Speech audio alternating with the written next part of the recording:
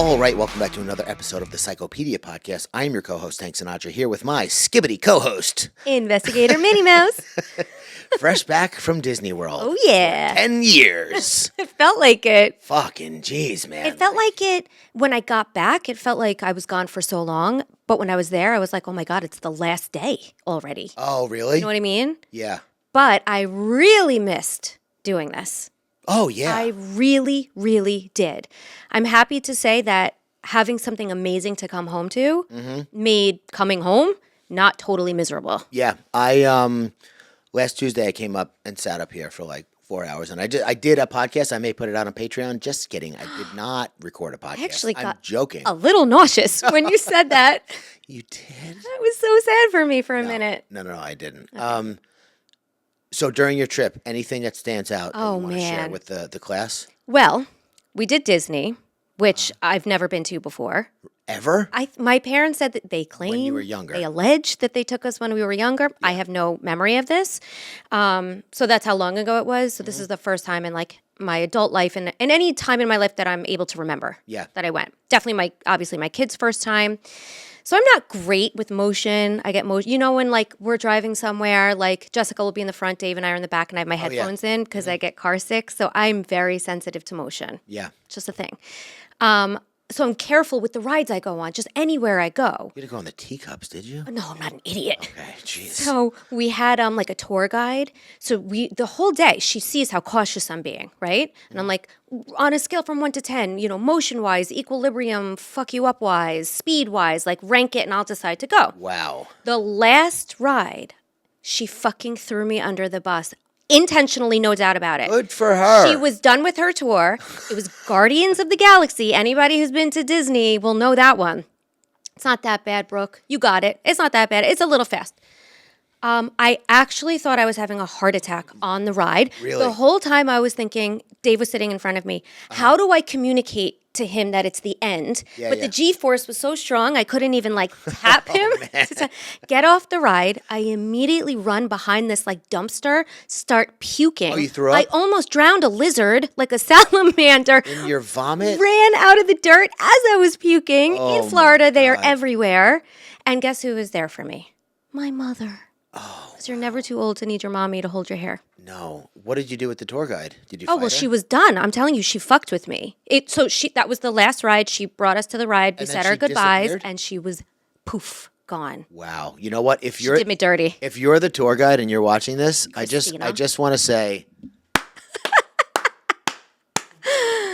excellent job. No, well- I'm sorry that happened to you, but I kind of love that she did that. Not to you, just in general. I think it's very You're a funny. little bit of a sadist, it would seem. Listen, if she stuck around and saw you throwing up, I'm sure she would feel terrible. I don't know. No, I think she would. I feel like she knew the outcome. She didn't know how weak you were. I almost died on that fucking ride. Like, I Didn't know really... how mentally soft you were. I'm just So kidding. listen, next time we go somewhere, I cannot wait. I'm going to sit in the back of your car, per usual. I'm not going to have my headphones in, and I'm just going to puke everywhere. That's disgusting. That's my payback for this. For what? I'm not the tour guide. Excitement that you're showing. I'm doing a bit for the podcast. I was duped. You will clean it up, filthy animal. Okay, just real quick. I don't even. Are we doing the podcast right I'm now? having an outer body experience. I don't think I'm back from Disney yet. Listen, welcome back to the podcast. You, me, and all the listeners. Okay, if this is your first time here, welcome. Period. End of. Okay.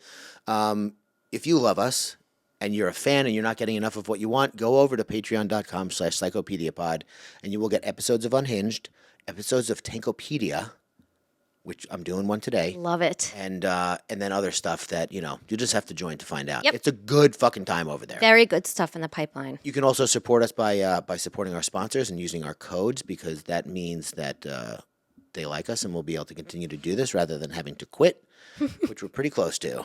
Just kidding. I'm joking. Oh, my God. Obviously. Do you know something I don't? I do not. And then secondly, I had something very, very funny happen. As a father, Okay. while you were gone, something funny happened with my boys. Okay. As is, it happens. You know what I mean? Like, you're a parent, your kids don't know what they're doing, you don't know what you're doing as a parent, and you're just kind of like hanging on Amen. for dear life. So every once in a while, I let my kids say bad words. Mm-hmm. No judgment, no punishment, no nothing. If it's used contextually, it's very funny. Yeah, no, we're not even there. It's just like they just want to say it. Yeah. Just got to get it out. So we're home alone. My wife is out somewhere at the time, and they're like, Dad, can we say a bad word, please? And I go, yeah, you know what? It's been a while. Why don't you do that?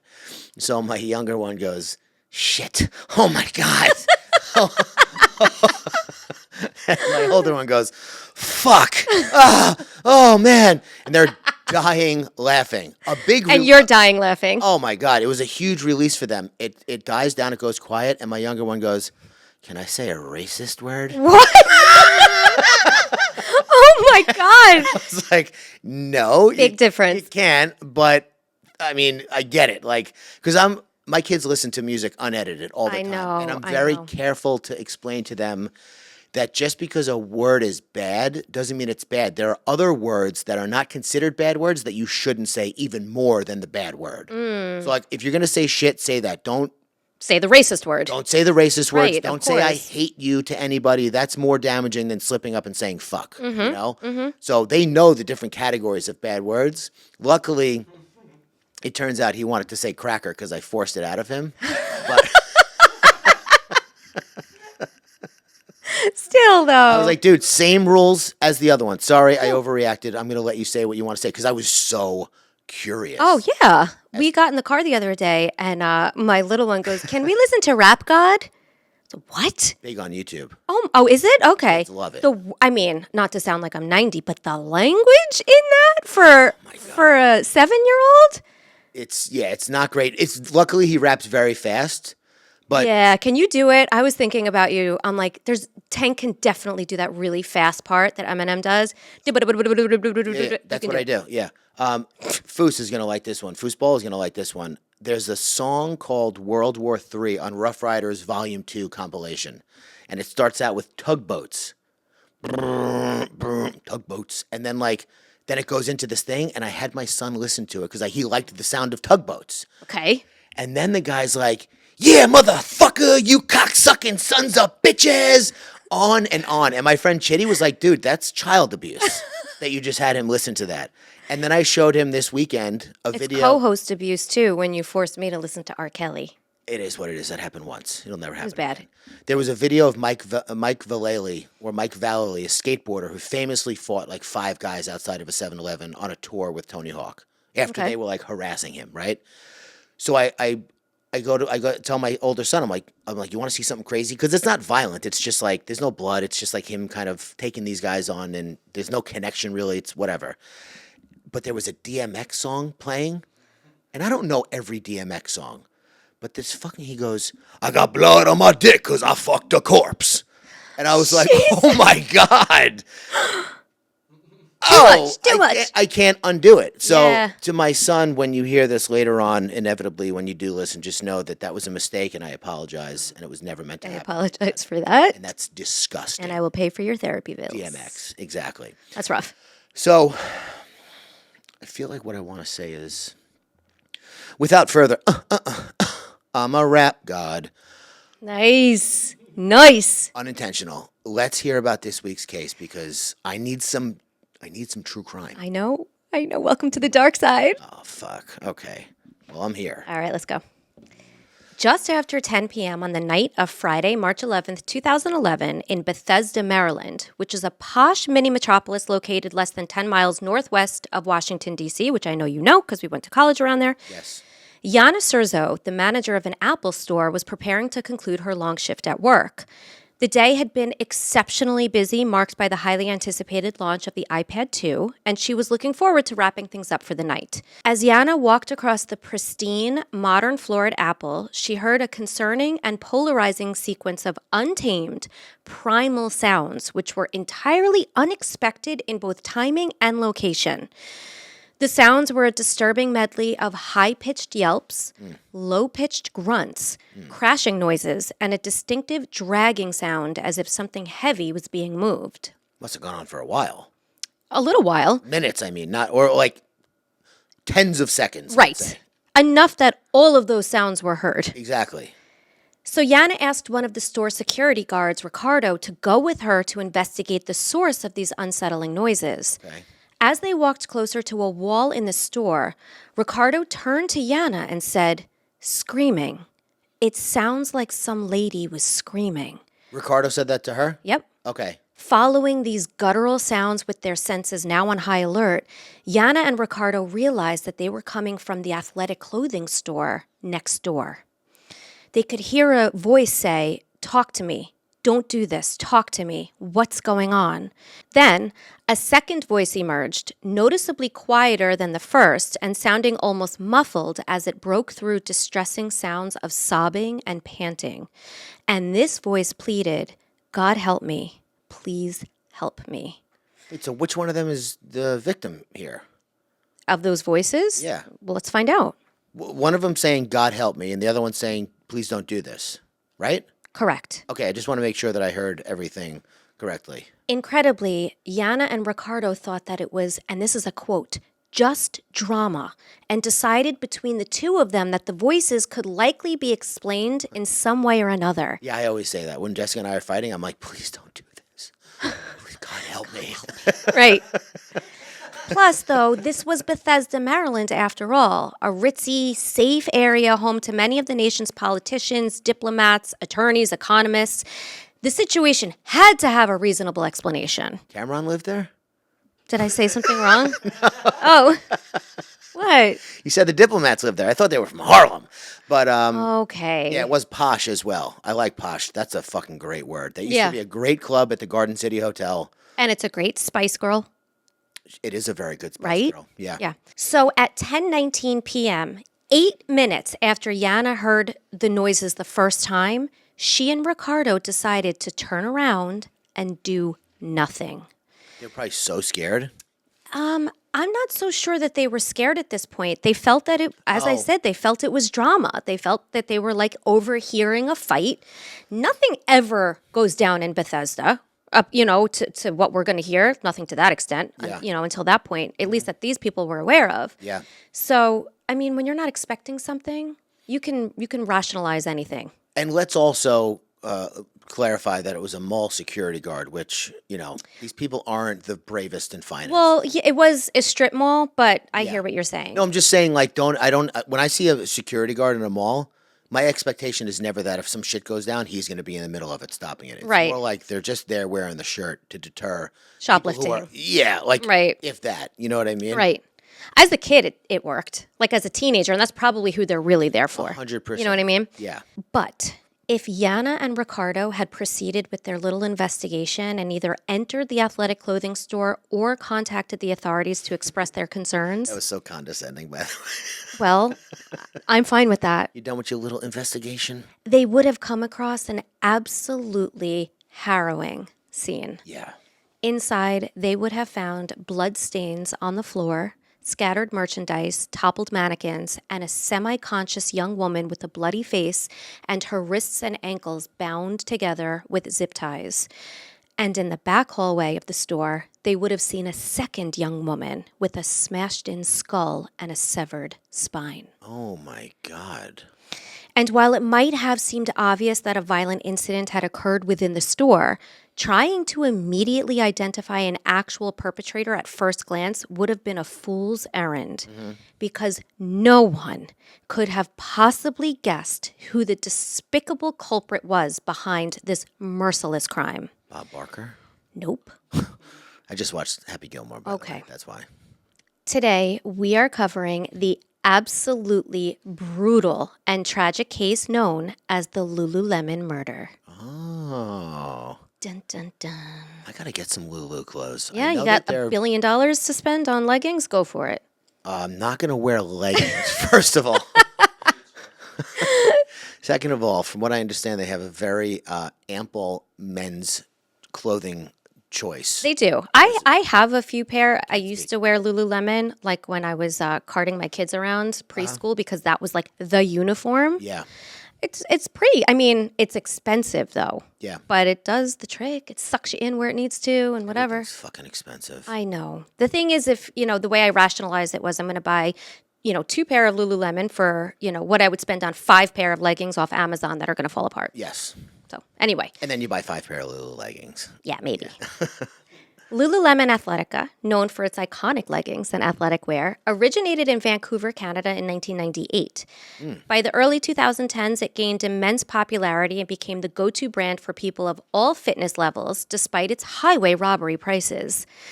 Whether you were a dedicated gym goer or a busy carpooling mom like I was, Lululemon's stylish high-waisted leggings with the distinctive logo on the waistband were a common sight in almost any arena. Mm-hmm. And for the young and trendy, particularly those genuinely into yoga and fitness, landing a job at Lululemon in the 2010s was a sick score. That's like when I used to work at Abercrombie and Fitch. Oh, Dave worked at PacSun. Same thing. Do you know how validated I felt when they hired me there? I bet. I was like, I am young and hot. I bet. They didn't ask me to take my shirt off, though. I heard that they've done that. Yeah, Noel used to have no shirt on out front at the Really? store. Yeah, and I didn't like him. He was out there, no shirt on, hacky sacking, talking to chicks, and I was in the back folding clothes like a fucking ogre. How old were you? 19. Oh, so you were in your fitness journey by then. Oh, yeah, I was ripped. I wasn't Noel ripped or Noah, whatever the fuck his name was. Probably Noah. What the fuck is Noel? Noel's a name, Noel. Noel?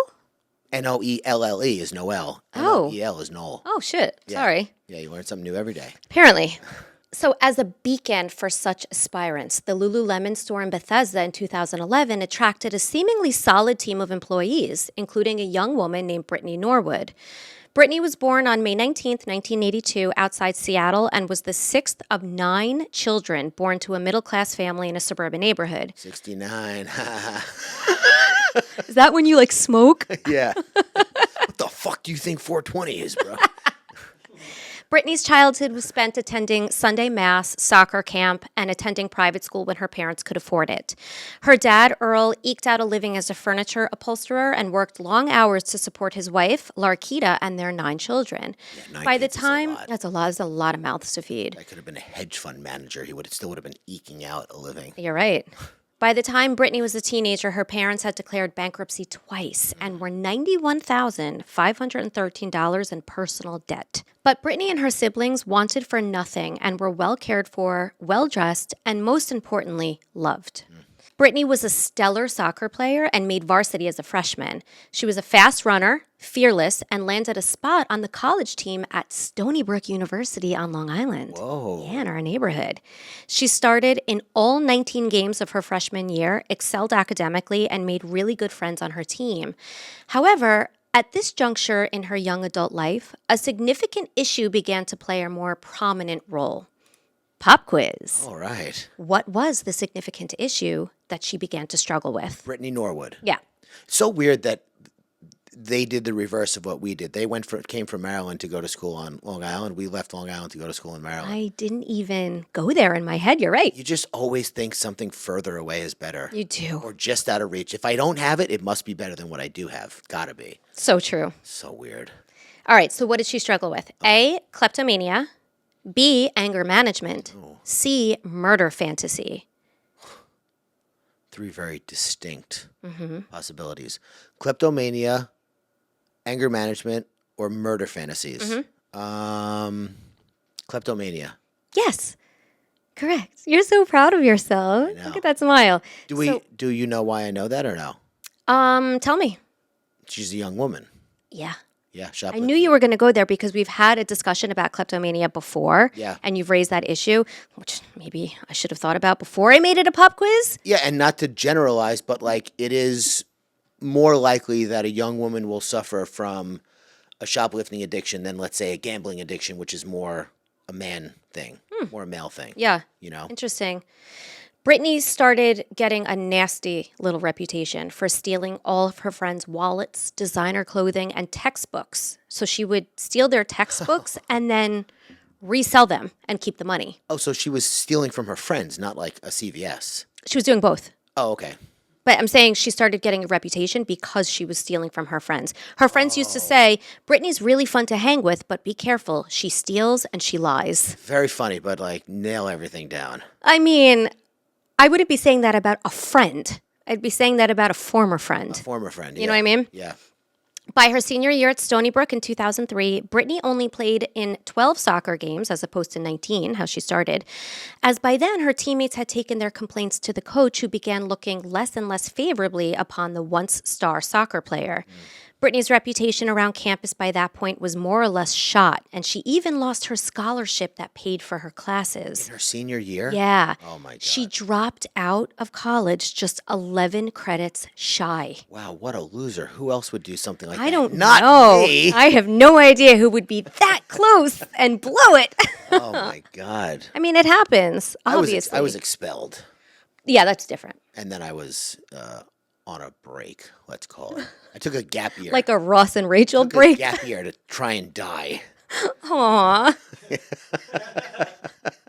I don't like that. Yeah.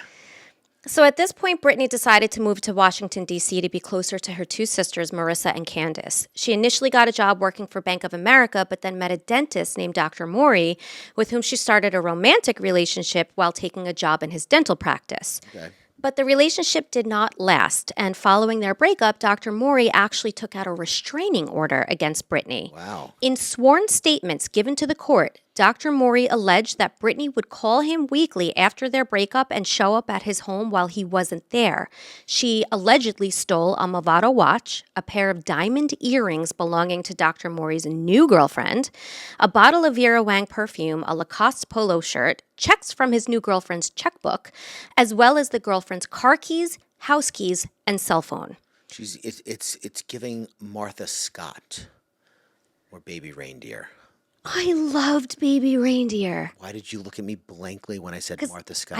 Because it took me a hot second to remember who Martha Scott was. Minus the stealing. Did you finish it? Yeah. I'm not done with it yet. Oh, the acting is so good. Martha Scott was incredible. She is incredible. I saw her in a British comedy series. Yes. So don't tease me about my British shows anymore, because it was good. And Christopher Walken was in that one. I can't remember the name now, but very good. In the BritBox show? Yeah. Well, I don't know if it was BritBox, but probably Did was. he have a British accent? No, he did not. He was the American grandfather. He was like, I know.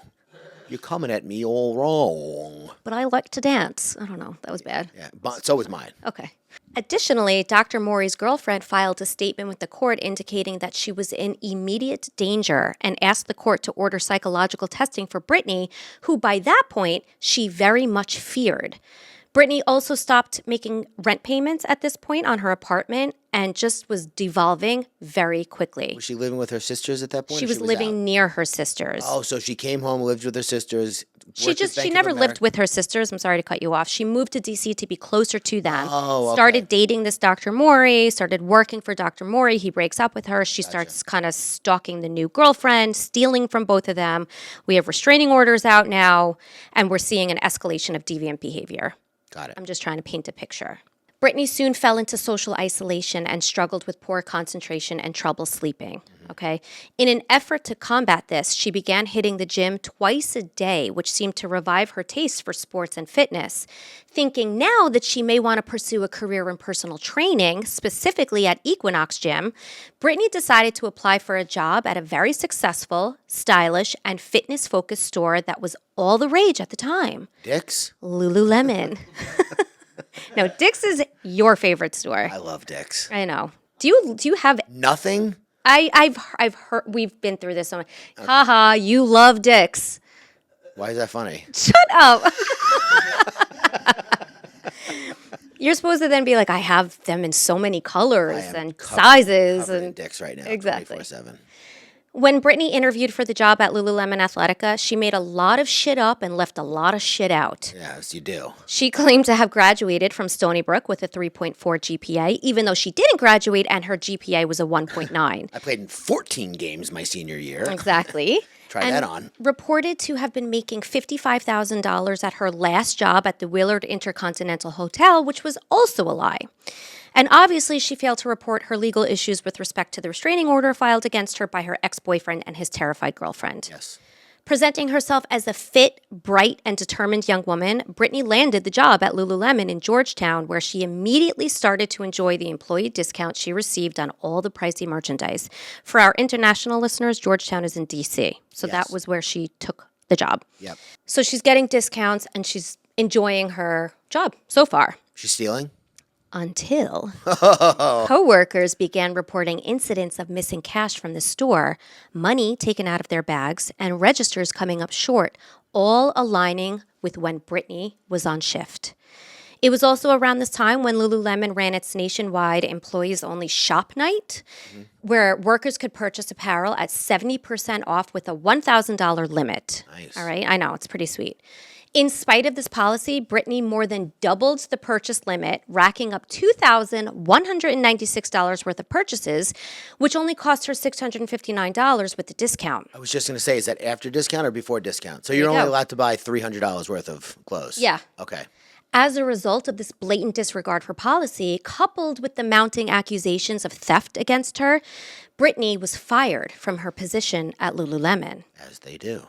And she was pissed.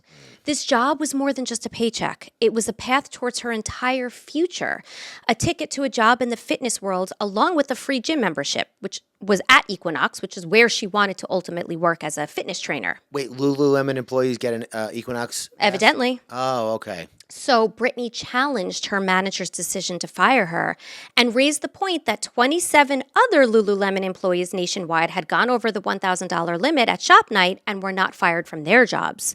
Nationwide? Yeah. So she got into the books or something? She did some research. Wow. And remarkably, the company's regional office agreed with Britney and overturned her termination, allowing her not only to return to work, but also to now choose a new store location for her reassignment. Britney opted to work at the Bethesda location, a decision that tragically wound up costing an innocent young woman her life. So Georgetown to Bethesda. Yep. Okay. Enter Jana Murray. Okay. Jana Troxell Murray was a sociable 30-year-old woman from Texas who was closing in on a dual master's degree in business administration and communication at Johns Hopkins University. Smart cookie. She had a serious boyfriend whom she'd known since the 7th grade, and the pair had been recently looking at engagement rings while also planning to move to the Pacific Northwest, where they intended to lay their roots and build a life together. Jana was interested in one day working at Lululemon HQ in Vancouver, having studied their business operations and ethos during one of her post-college courses, and she decided to cut her teeth by working retail at the Lululemon in Bethesda since she lived in the area while attending Johns Hopkins. And what was it about Vancouver that just happened? Lululemon HQ was located there. That's Pacific Northwest area. Yeah. Right? That's west. Yeah. Why? What did I say? No, I'm just wondering, she said she wanted to move to the Pacific Northwest. Eventually. Was that for Vancouver or unrelated? No, I think it was for Vancouver because she really she learned about Lululemon HQ in her business courses and she knew she wanted to work there. Okay.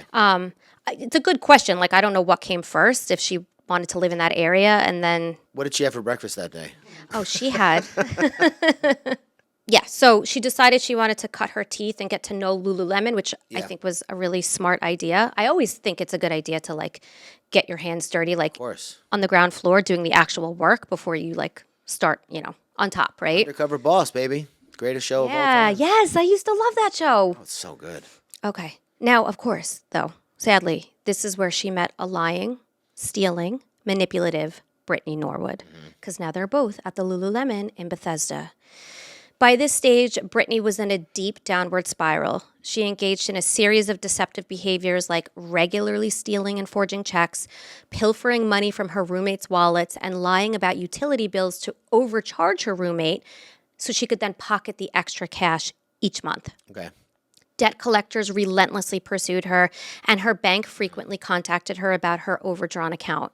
Britney needed more money, and she needed it fast. So she resorted to an alternative method of raking in those sweet-ass Benjamins. Pop quiz.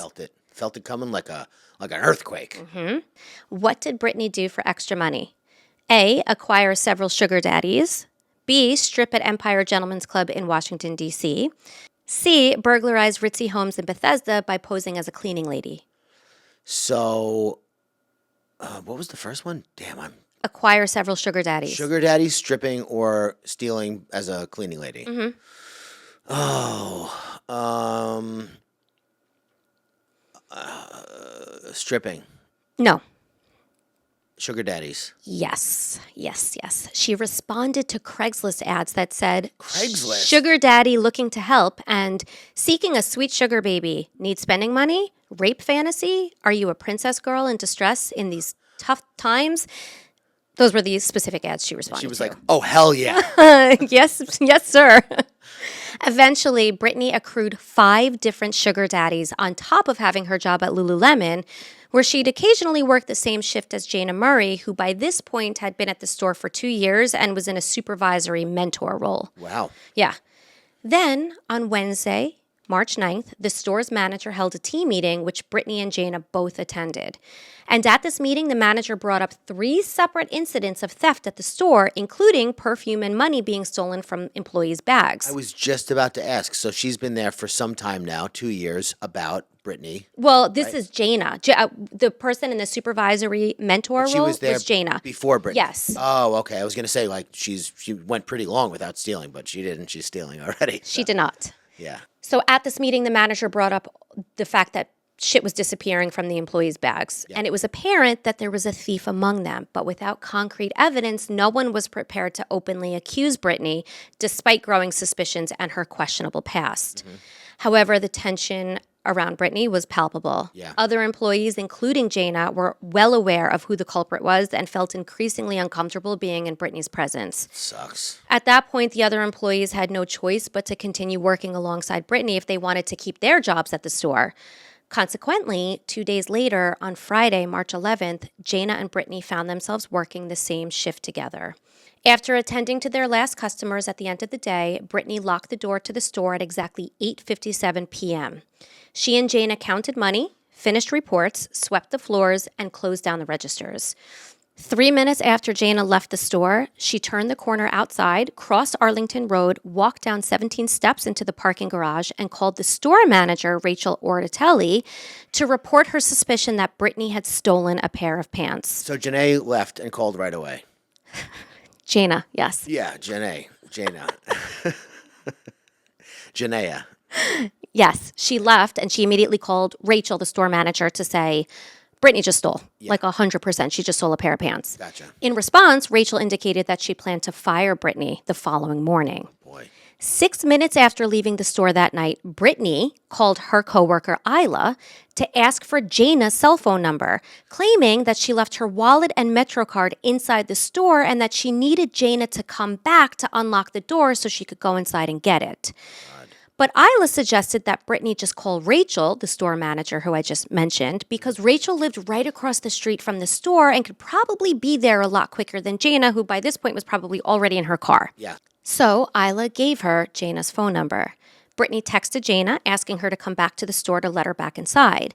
And Jana actually was okay with this because coincidentally she left her laptop inside and she figured that she would just pick it up while she was letting Britney back in to get her wallet and MetroCard. Yeah. Win-win. 10 minutes later, Jana pulled up to the store in her silver Pontiac G5, and at 10:05 p.m., she and Britney reopened the store and went back inside Lululemon. And sadly, only one of them would wind up walking out.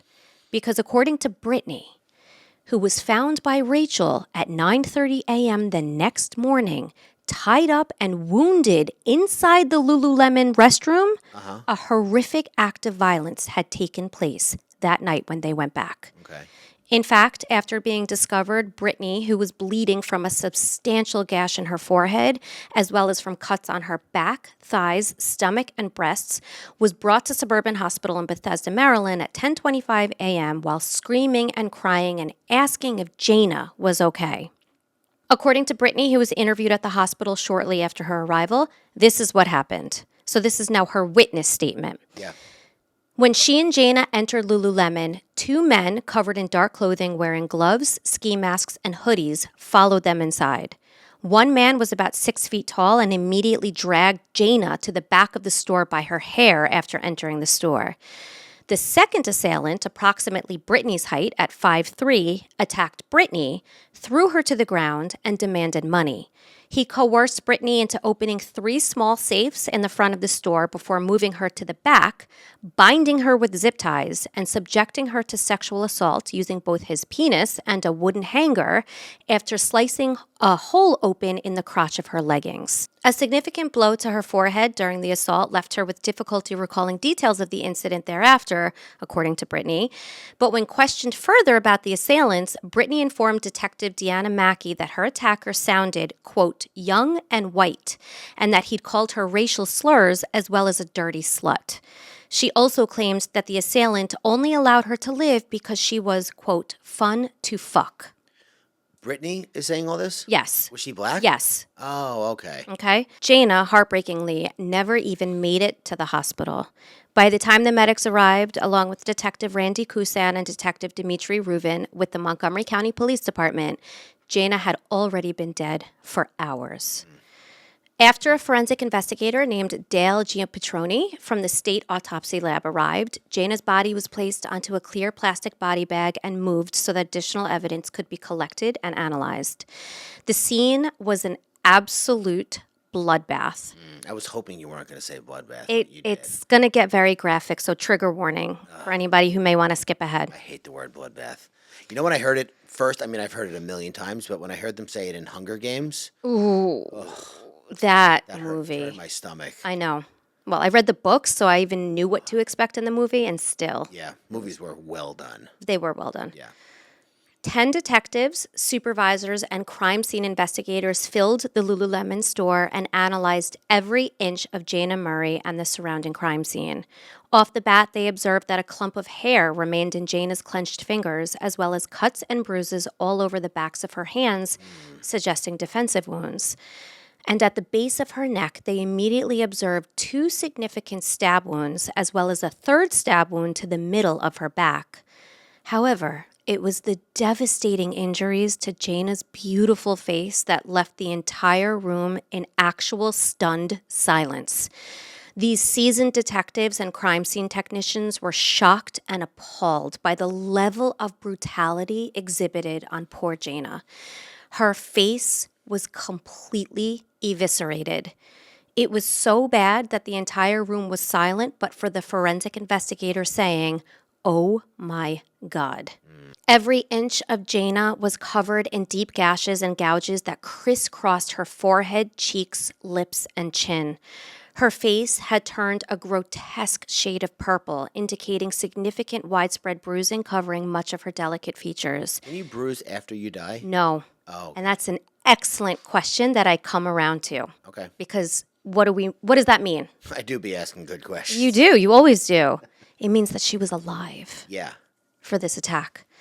She was absolutely unrecognizable. In fact, I read in one of the sources that the responding medics and investigators couldn't even tell if she was male or female. Wow. She was so butchered. In addition to the aforementioned injuries observed at cursory glance, forensic analysts also observed a 4-inch open wound on the back of Jana's head caused by repeated blows, which left a staggering amount of blood spatter on the walls. And I've seen pictures of the crime scene. It's like straight up Dexter. I'm sure.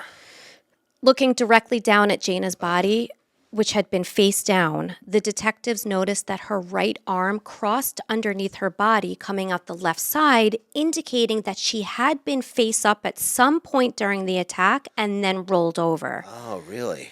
In her left hand was a green Buddha statue, which was determined to have been one of the murder weapons and potentially an item that she tried to use in an effort to defend herself. There were also many other items resting beside Jana's head, including rope, a claw hammer with a bloody handle, a wrench, 3 box cutters, an orange Dyson vacuum cleaner covered in blood spatter, 2 paintbrushes, a roll of duct tape, a bicycle reflector, a red metal toolbox, and a foot-long metal bar. You look uncomfortable right now. I'm majorly uncomfortable. It's going to get worse right now, so I'm going to warn you.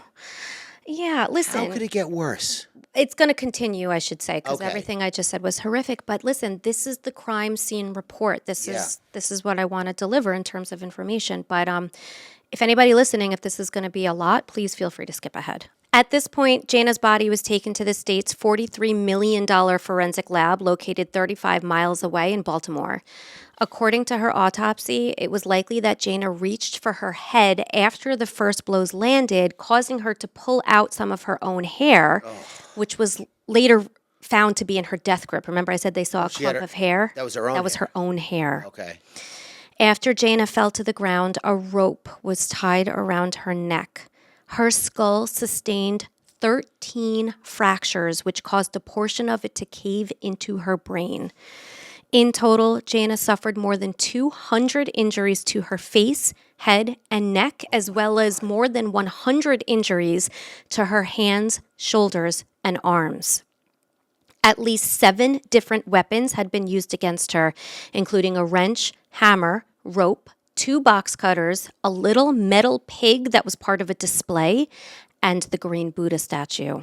Now, question. Yeah. You may know the answer, you may not. Is 200 injuries on the head area is a lot of injuries in a small area. Is that more a function of the killer being an absolute lunatic or how strong she was fighting back? I think it's an example of both. I think that the killer obviously was displaying signs of overkill, which is something we've talked about before, right? 200 injuries to someone's face, making them unrecognizable, is overkill. Yeah. So I think that that's obviously indicative of an absolutely maniacal person completely out of control. I'm sorry to interrupt you. I just wanted to continue with that thought to answer your original question. But I also think that it speaks to the strength that Jana had when she was defending herself and fighting back because, which I mentioned a little bit later in the case, but I'll mention it now, that the blood in the wound path bruised, okay, showing that she sustained her injuries while she was still alive. Yeah. So she was fighting back. She had a final count of 331 individual wounds in total.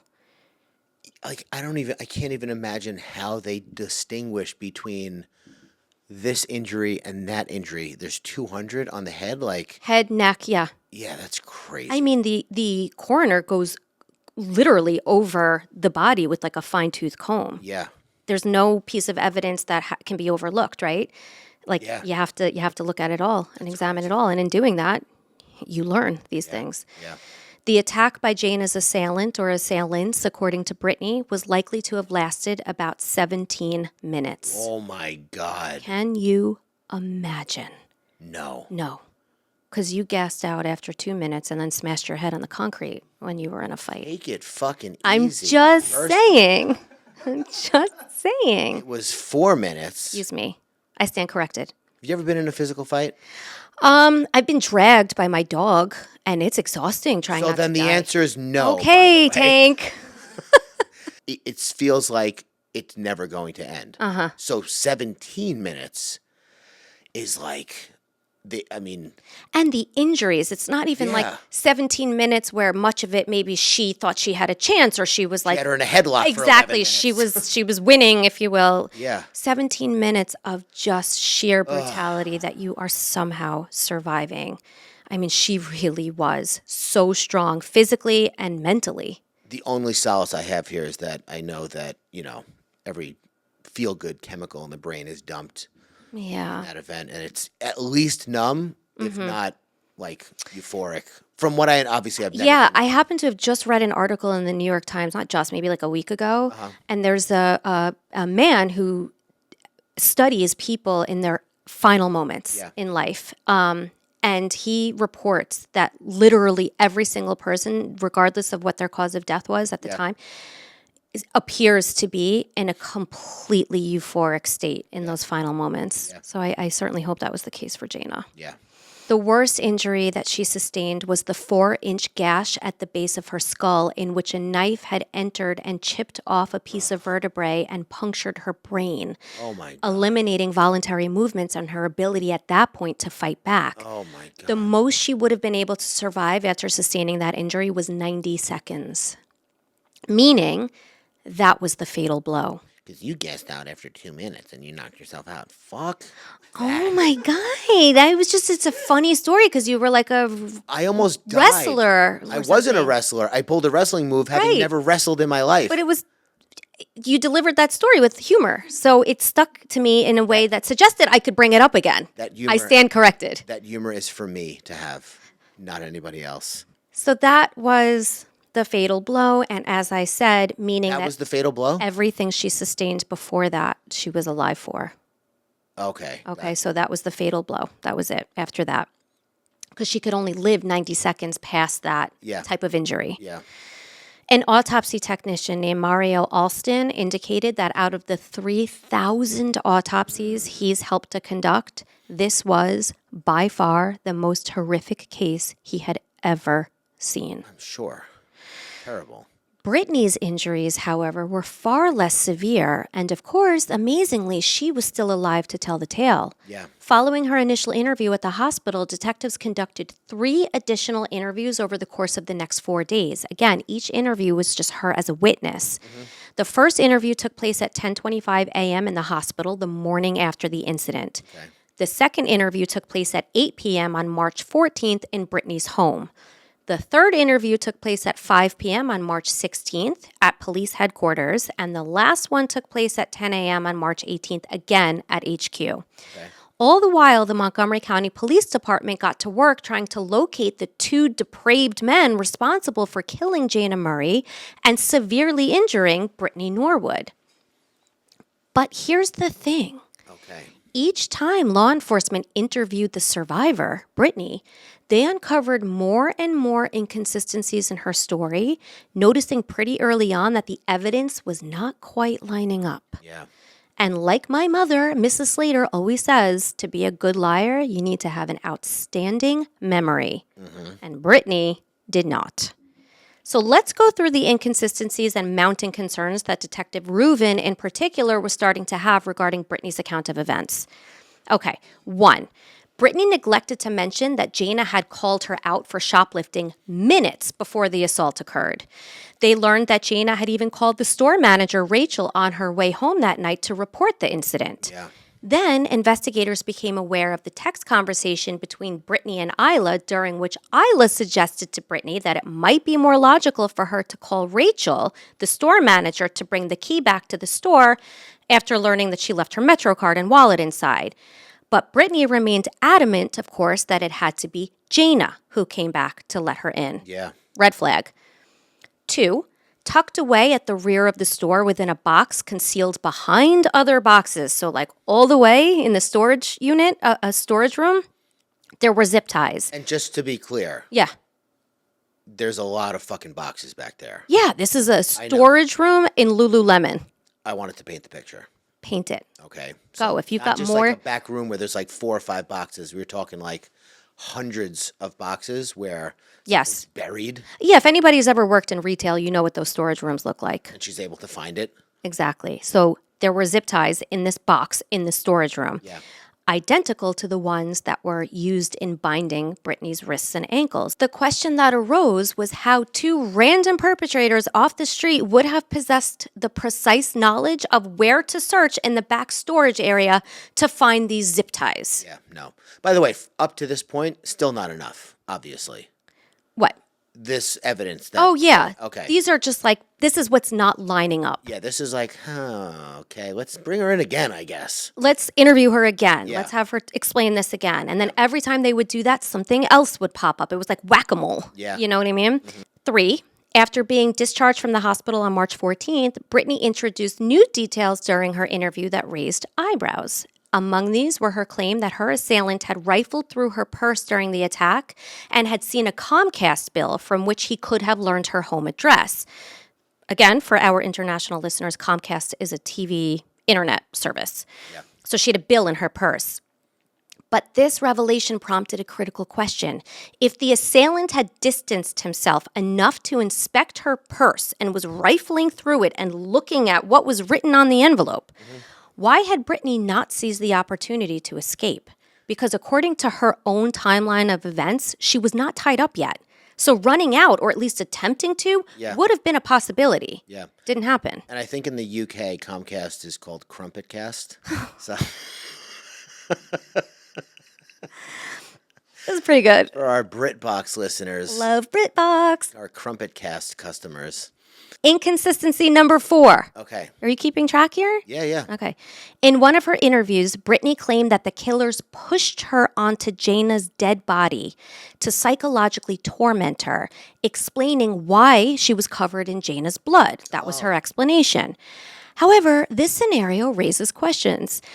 Why would these alleged attackers engage in such a psychological game when there were still people nearby, such as the employees at the neighboring Apple store, shoppers around Bethesda, security guards, again, like the one that was in the Apple store is one example. This level of risk-taking does not align with the behavior of opportunistic killers, which she described these killers as being. Yeah, they're there for a burglary. All of a sudden, they're playing psychological games. Exactly. Yeah. Furthermore, it's exceedingly rare for two opportunistic, spontaneous killers to effectively operate as a pair, while we're on the topic. Yeah. The complexities of trust, coordination, and aligning motives make it challenging, not impossible, but nearly impossible for two such individuals to successfully execute a crime together. Weird thing. Yeah. I always like in movies where there's a group of people doing crime and there's one who's like an extra asshole criminal. Yeah. And he like shoots somebody or whatever, and then everyone's like, "Oh, come on, Greg, what the fuck, dude?" Like, I'm always like, "Okay, good, it's not just me. Like, I hate that guy too. He's a problem. A problem amongst the problems." Exactly. Even the criminals know it. Inconsistency number 5. My favorite inconsistency. Yep, that's why I said it like that. The injuries that Britney sustained were a series of superficial cuts across her back, thighs, stomach, and breasts. And I've seen pictures. They literally look like if you scratch your arm on the corner of a table or something like that. You know what I mean? I mean, they were cuts, but... Self-inflicted, maybe? However, a notable anomaly emerged when examining these cuts. Okay. All of the wounds exhibited identical characteristics of being straight and deep, which raised questions as it seemed unusual that the injuries would maintain such uniformity, given the expected struggle and movements that would occur during such a violent attack, which would typically result in irregular wounds. Yeah. Right? Yep. Inconsistency number 6, and there's just one more after this one. There's so many already. There's so many. Yeah. The sexual assault nurse's examination performed on Britney, because remember, she said that she was raped. Oh, yeah. Showed no signs of vaginal tearing or tenderness, a finding that did not correspond with the expected physical indicators of sexual assault. Whether it was, a man and his penis or a wooden hanger. She said she was raped by both. There were signs of neither. Yeah.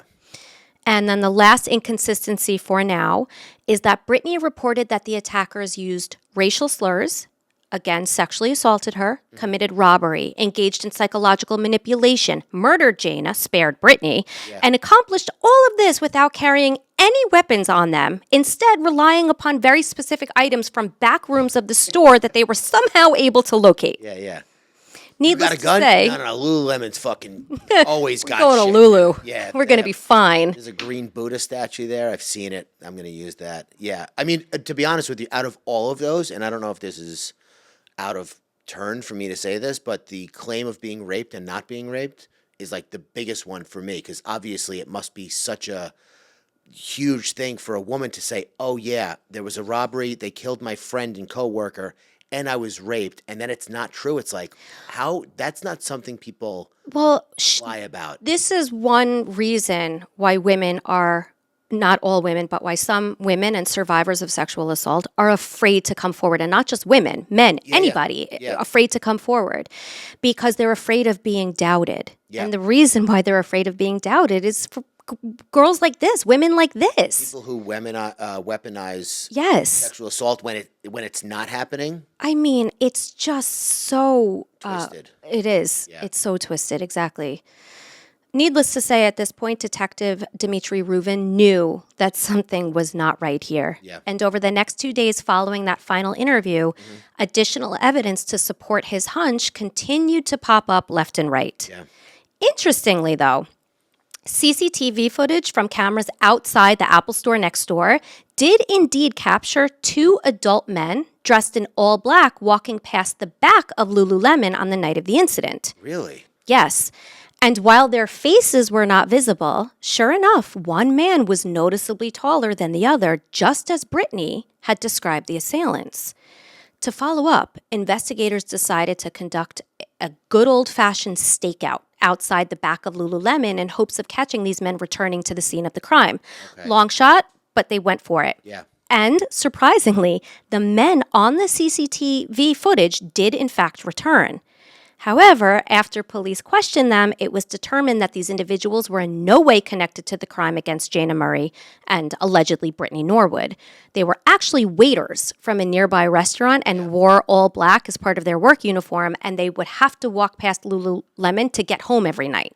And she probably saw them walk by. Yes. And said, that's who I'm going to blame this on. Absolutely. Wow. I haven't read that in a source, but my mind went there too. I'm like, oh, she knew what she was doing. Oh, yeah.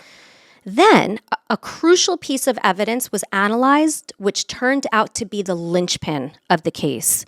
Pop quiz. Okay. What was this piece of evidence? A, the letters B-R-I-T, Brit, were found written in Jana's blood on the floor. Box? What? Okay. A haunting final message, perhaps, left by Jana. Yeah. B, a picture of Jana deceased on Britney's phone. Oh, my God. C, a large set of footprints intentionally staged to cover up every single one of Britney's bloody footprints. Brit written in blood. Big footprints. And what was the other one? A picture of Jana deceased in Britney's phone. Deceased. A picture of Jana deceased? No. Big footprints? Yes. So big footprints, which she obviously planted or whatever. Yes, exactly. So there were two distinct sets of bloody shoe prints discovered inside the Lululemon store. Forensic analysts determined that one set belonged to a pair of men's Reebok sneakers, size 14, which was consistent with a pair of sneakers kept in the back of the store and used only for alterations. Really? The other set, however, originated from sneakers belonging to Britney. Notably, and this is important, neither of these sets of shoe prints left the store. Rather, both of them led to a slop sink located in the remote rear of the store, a detail that only someone well acquainted with the store's layout would know.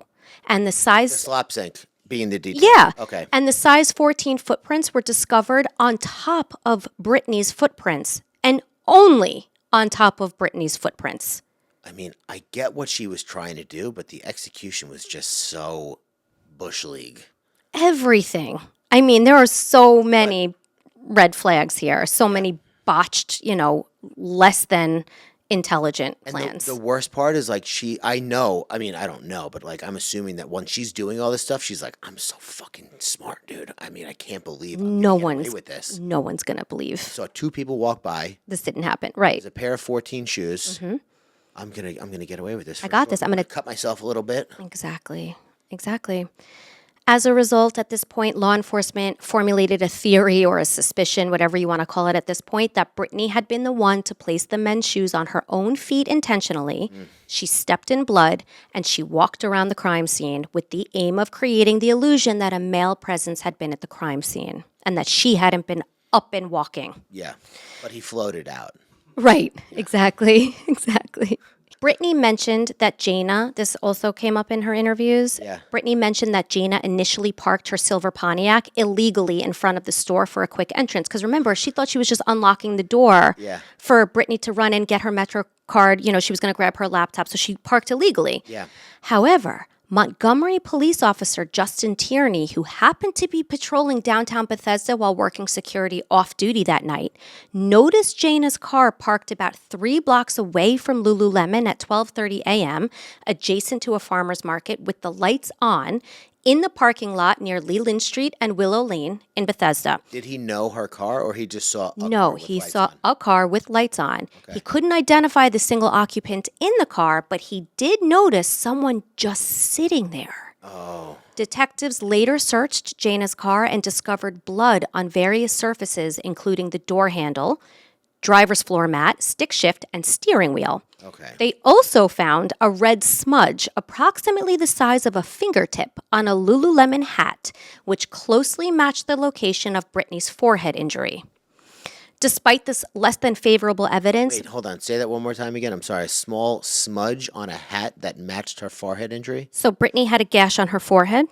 Britney had a gash on her forehead. Okay. They find a hat now in Jana's car with blood matching the location. Got it. Suggesting what? that she put it on. Exactly. Go outside and cover her bloody head. Exactly. Yeah, okay. When confronted with the discovery of blood in Jana's relocated car, now Britney all of a sudden changed her story. She now claimed that the attacker forced her to move Jana's car because it was parked illegally, and the attacker didn't want like the police to notice. So he's like, go move the car so we don't get busted. Yeah. She even mentioned seeing a police officer, likely Patrolman Tierney, but she said she was just too afraid to call for help when she was being forced to move the car. Can you imagine being Britney? Not for real, but just in this scenario. You kill someone over a pair of fucking sweatpants, by the way. And you go outside to move the car and you see a cop. Obviously that's why she froze. It could be. Yeah. There's theories also that she froze because she was just figuring out her next move. Or she was just reeling from the experience or whatever. Any number of reasons, exactly. Or all of them. Right. Now, it's important to highlight that she was alone in the car at that moment and that the alleged attackers were supposedly still inside the store. So why didn't she seek assistance from the police officer or simply drive away? Yeah. Right? If she was being attacked, it just doesn't make sense. Yeah. What investigators began to posit was that Britney moved Jana's car to buy herself more time because Jana double parked outside Lululemon, and then she sat in the vehicle contemplating her next move, or maybe she was frozen because she saw the cop. If I saw him, did he see me? Whatever. Finally, it was also determined that the tear in the seat of Jana's pants and underwear had been intentionally made with precision, of course suggesting that it had been staged. Yes. Britney had from 10 p.m. on the night of the murder until 8 a.m. the next morning to alter the crime scene and cover her tracks. Wow. And that's exactly what she did, or she tried to do. All the physical evidence contradicted Britney's narrative. All of it. She literally covered her tracks. Right. As such, on March 18th, 2011, Britney Norwood was arrested and charged with first-degree premeditated murder and second-degree specific intent to commit murder. Premeditated, huh? Yeah. I guess, yeah, because she made her go back there. Very good. Very good. Following an 8-day trial spanning from late October into early November of 2011, prosecutor Mary Beth Aries argued that Britney's ability to present as an innocent, typical human being is what makes her so dangerous. Yeah. The prosecutor stated, quote, "As humans, we want to believe it's the masked men. We want that. Yep. That makes us feel better. You don't want to believe that it's the articulate, educated, attractive girl next door. You don't want to believe that because that's someone you might trust." Mm-hmm. The jury ultimately rendered a verdict of guilty for first-degree murder. And on January 27th, 2012, Judge Robert Greenberg determined that Britney Norwood was beyond rehabilitation. Wow. And therefore imposed she be confined to the Maryland Division of Correction for the balance of her natural life without the possibility of parole. Sometimes you gotta fucking do that. I mean, he really cracked the whip. Judge Greenberg directed the following statement to Britney. "You will live. You will see another sunrise, another sunset. It may be through a prison window. There'll be Christmases. There'll be telephone calls. There'll be visits. The only visits Jana Murray will have are those to her grave." So let's just talk for a moment, like a brief moment, about a potential motive, right? Because you said earlier, obviously, like all of this over, a pair of sweatpants or leggings or whatever, right? Which it wasn't. It was more probably about her job. Well, interestingly, the jury did not hear a motive for the killing from Britney's defense attorney, Douglas Wood, because he argued that she simply snapped during a fight with a coworker. Yeah. But the lead prosecutor here, Montgomery County State's Attorney John McCarthy, suggested that the motive for the killing came earlier in that day after Jana discovered stolen merchandise in Britney's bag, suggesting premeditation. The plan that Britney formed involved planted evidence, phony injuries, and a pathological series of hundreds of fabrications. McCarthy indicated, and this is a quote, "Her cunning and her ability to lie is almost unparalleled." McCarthy later went on to interview people who knew Britney to try to uncover more, while also consulting with his co-counsel, who I mentioned earlier, Mary Beth Aries, who conducted research in psychopathy. Do you want to say psychopathy? Psychopathy. Because you like that word. Yeah. So he believes that Britney was born miswired. That's his term. The section of Britney's brain where a conscience should be simply hadn't fully developed, and Britney spent her life filling that gap in her brain with her own thrills, from stealing from her friends, lying to her family and colleagues, becoming a sugar baby, right? Generally having a diminished sense of right and wrong. Which I don't know if I can get behind that, because I think she knew what she was doing was wrong, but she did it anyway to serve her own needs. I know. You think that people have all this self-will and self-control, and they just don't. Yeah, I do. But that's because you have it. Okay, that's a fair point. Yeah. But I still think that she made the decision. I don't think that she was like, here are my choices. You know what I mean? My choices are like, oh, I don't have any good choices. Okay, I'll go kill her. I think that she was like, I could leave and I could see what happens, or I could kill her. Yeah. I'm going to kill her. She chose that tool. Yeah, I think that I've learned recently that the argument that we have about people doing their best is basically, it's an age-old debate. I'm sure. And we were using different words, but it's self-will versus determinism, and I'm more of a determinist person. Yeah. Not meaning that your future is determined, but your actions in the right now are informed by every moment of your life up to that point, and it's very hard to break free of where you were born, who your parents were, the experiences you had when you were younger, how you reacted to them, your brain chemistry, everything. I mean, 43 years of it points you in a direction for sure. You have a choice when you get there. Some people like to believe so. I believe you do, but I think that what helps you make that choice is also determined. You know what I mean? Well, this is the closest I've come to agreeing with this, the way you just explained it. Yeah. That your past informs your present. Yeah. I also think that it's very possible, I shouldn't have said very, I think it's possible that she did go back in there to kind of maybe scare Jana or threaten her, and Jana was no pushover. Mm-hmm. She started fighting back, and then it just got out of control. But the problem with that as a circumstance, I'm not excusing it. Yeah. Because it's like in the Scissor Sisters where they killed the guy because he was attacking, their mother, but then they fucking dismembered him, which shows it's almost like the opposite of premeditation. It's like post-meditation. I don't know. Right. Whatever it is, where she killed her. And then instead of calling the police, she spent from 10 p.m. to 8 a.m. 10 hours trying to cover up her tracks and make it look normal. Because like the shoplifting doesn't, the shoplifting to murder pipeline is not way too extreme. It's not that clear, right? You know? It's just interesting though, because you talk about how like the past informs your present, right? Yeah. And I actually, you had me there. But she came from a loving and stable family. She'd been given every chance in the world, from scholarships to job opportunities to romantic relationships, yet she stole, she stalked, she hurt people around her. And maybe that's like a mad versus bad type of argument, or a chemistry thing where she can only feel excited from extreme activities. Psychopathy.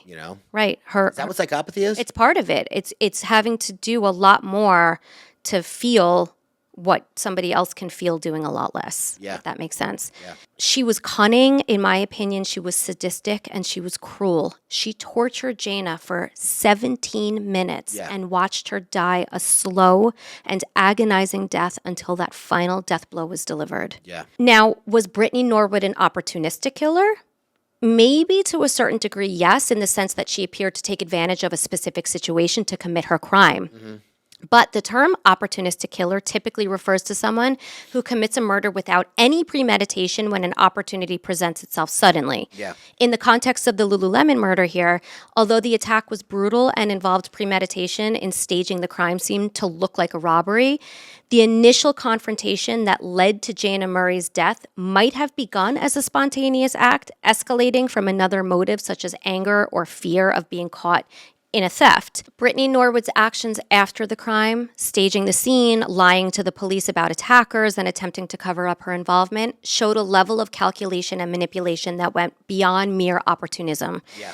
These actions indicate a blend of opportunistic behavior coupled with calculated steps to mislead the investigation, which complicates a straightforward classification as merely an opportunistic killer. Instead, her actions suggest a mix of impulsivity and deliberate planning. Yeah. Jana Murray was an absolutely beautiful, innocent young woman with her whole life ahead of her. She was adventurous, hardworking, intelligent, and very loved. She was an adrenaline junkie who loved living. She bungee jumped, skydived, drank margaritas, and danced salsa and tap. She loved to travel and explore new cultures and visited almost every single continent. The only one missing was Antarctica. Wow. On the 11th day of every month, Jana's close friends from her hometown in Texas organize a lunch or a happy hour to celebrate their departed friend, to share stories, and to honor the life she lived and deserved to continue living. Oh, they do that now? Yeah. Oh, that's sad. I thought they were like doing a Zoom happy hour with her from Texas while she was alive, but... No. This is to honor her memory. Yeah. Jana liked to say, if you're afraid to do something, go do it.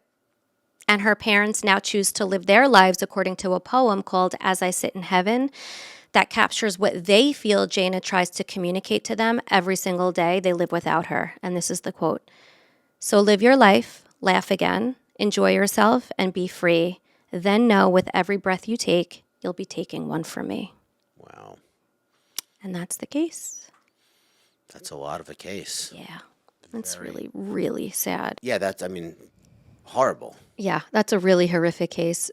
What the prosecutor said about how you want it to be the masked man, like you don't want it to be the cute girl working at Lululemon. Yeah, of course. That's what makes it so chilling. Those are like the scariest types of, in my opinion, stories. It's like not even so much the guy lurking in the shadows. That's scary too. Yeah.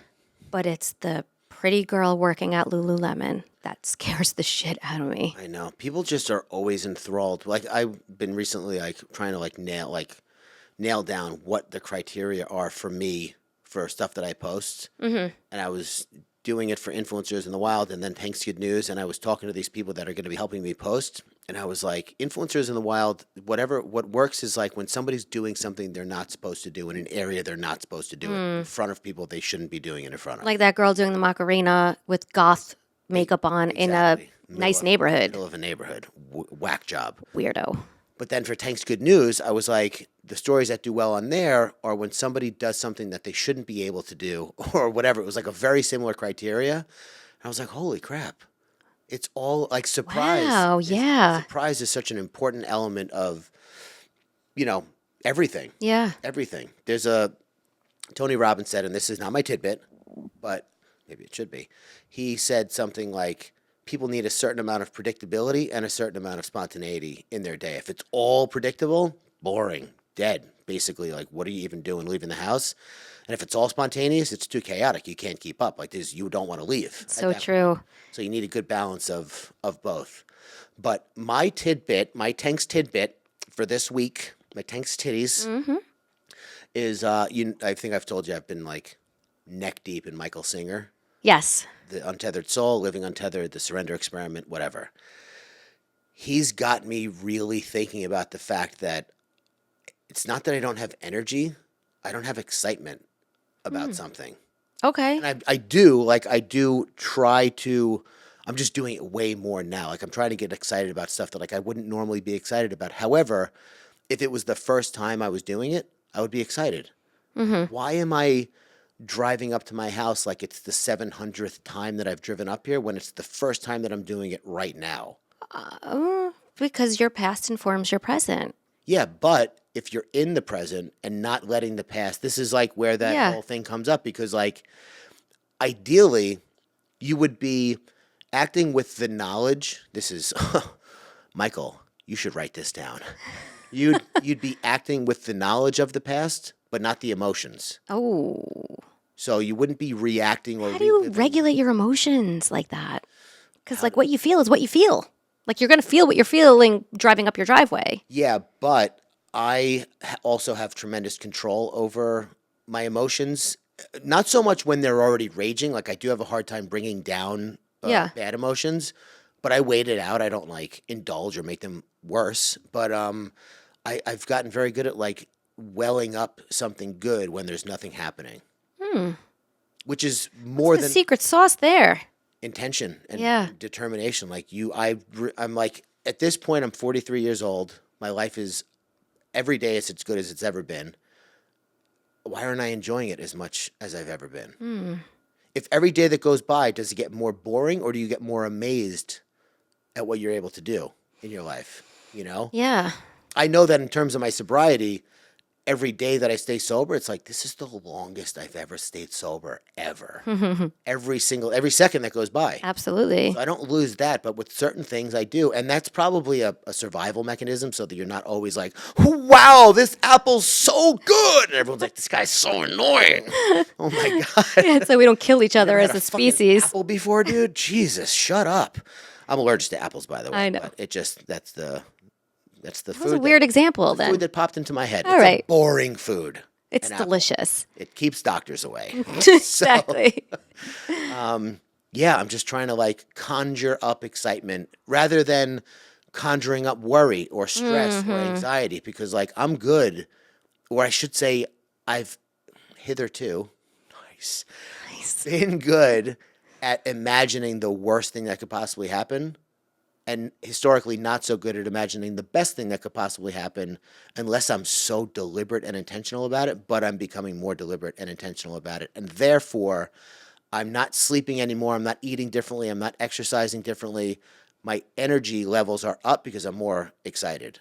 So if you feel slothful or whatever, try and find something that you're excited about. And if you can't find something you're excited about, find excitement in something that you already have. True crime, Pyschopedia. That's my place. Exactly. I can get up at 5 a.m, no problem. Like I know to do that research for this. I can wake up at 5 a.m. to go fishing. Exactly skiing. right. If I have to get up at 5 a.m. to do like I don't know what, clean my house, not happening. Oh, I'll wake up at 8. I'm good. Yeah, if at all. Yeah. Don't know if I even want to wake up to do that. But when I wake up early to work on Pyschopedia, I am like coffee brewing, open the windows, like feeling great. So we have special energy reserved for special moments, but they're all special moments. They are. But are they? Yeah. Can they all be special if they're all special? Like, do you know what I mean? Yes. What makes it special then? It's just the new status quo. Your approach to it. Yeah. I think we'll discuss on Patreon because I'm going places in my head now. All right, good. All right, well, if you made it this far, you must have a tremendous amount of energy and excitement for us. And we thank you for that. And we appreciate you listening, and we are so glad you're here. And before we wrap up, I do want to read some Patreon names because I'm excited. I know we on and off like we. It's okay. They're so good. You have to. Just got to be on. Well, there's some normal ones. I don't want to exclude those people just because they don't know how to change their name. Because I remember signing up for a Patreon and like you were supposed to change your name and make it something cool, and I couldn't. I can't do shit on the internet. No, so exactly. So shout out to Jeff Sontag. Hi, Jeff. Mega Ding Dong. That's good. Nipple Lamb. Shout out to you. Scissor Sister Tiffany. That's a recent That was one. so fresh. That's a real recent one. What's up, girl? B. Langabeer. I don't think that's a special one. They just have a very cool name. That's cool, man. Yeah. Very cool. And Teddy No Eyes. I don't know what that means. Teddy No Eyes. But if you are Teddy No Eyes on Patreon, please write us a message and let us know what the fuck you're talking about. Because I need to know. I know it's not nothing. It's got to be a teddy bear with no eyes? No, I know. It's got to be something, but I don't know. But we don't know what, so you got to tell us because it's going to be a problem for us. So please write us a message and explain yourself and let us know what Teddy No Eyes is. And we'll appreciate it. Yeah. Very happy. All right. So thank you for listening. Thank you for doing all the work to bring us this case in heartbreaking detail and rich picture-painted detail. Thank you. My pleasure, or whatever. My pleasure, as always. Yes. And we will see you guys at the next episode. Thanks, everyone. Bye.